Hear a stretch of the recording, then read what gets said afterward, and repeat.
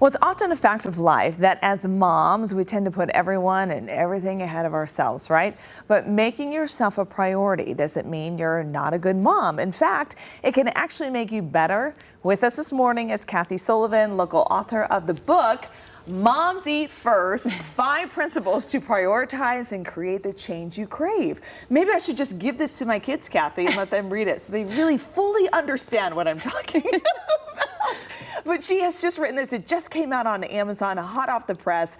So Kathy, thank you for being here. Thanks for having me. I think this is something like us moms have heard, but are we actually going to act on it? Mm-hmm. So kind of talk about the momgry. I like the hangry, the momgry. So where do we begin? Well, I think part of what I talk about in the book around feeling momgry is really understanding your feelings. So, what I refer to is I think some of the resentment that moms feel.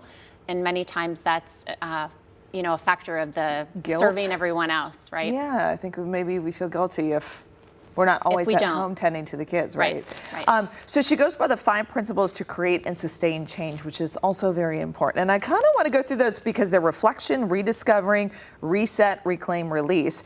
And why they begin with the prefix RE. Yes. So explain that. Well, when you think about it, we all set goals throughout our lives, and really it's about revisiting those things. So that was really, I think, why I wanted to make sure that the core of those principles started with RE. Yeah.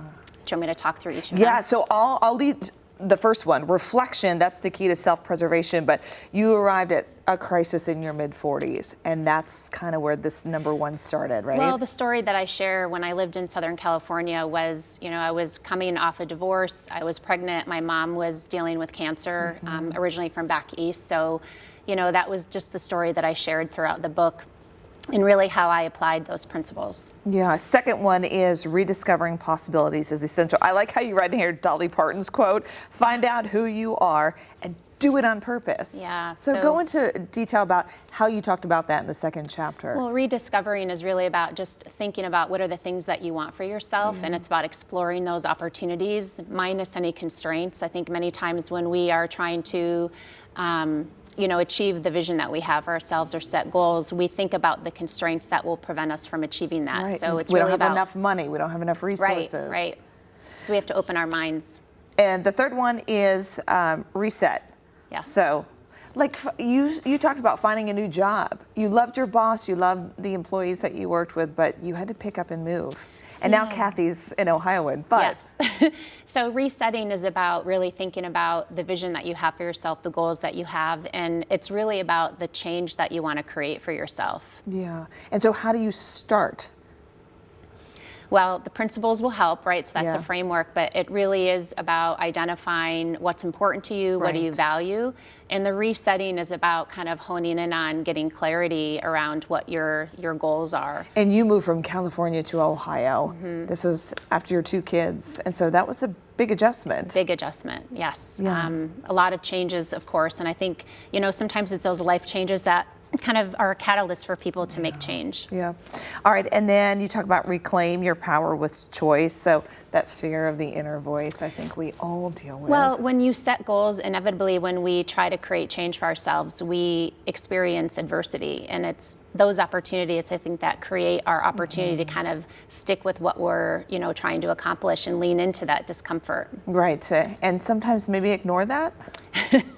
Right? That inner voice is not always a positive thing. Well, we have to kind of explore what that inner voice is telling us, right? And maybe reframe what we're telling ourselves, because sometimes those stories aren't always fact. Right, exactly. Yeah. And then the last one is release what you can control. Yeah. So I think for some moms, it's, trying to do everything we can, do it just right. Yeah. And we have to learn, what's not within our span of control. And you talk about being a chief life officer, and so these principles will help you, but there's more to it than just that. Yeah, so in the work that I do as a consultant and a coach, many times I'm working with organizations, we're looking at an org structure and an org chart, and there's an illustration in the book that kind of applies the same concept, if you will, just to look at the responsibilities that are required in a home. Right. And this is such a great book. Moms Eat First. You have to pick it up. Even in the middle, like after every chapter, like she has places in it that you can write your own Do ideas. some work. Yeah, you are doing some homework and key takeaways. And so it's just a very interactive book as well. You can grab it. It is on Amazon. Again, it's Moms Eat First. So Kathy, thanks for being here. Thanks for having me. Congratulations on your first book. Thank you. And you have many more in your future. Thanks. I can tell.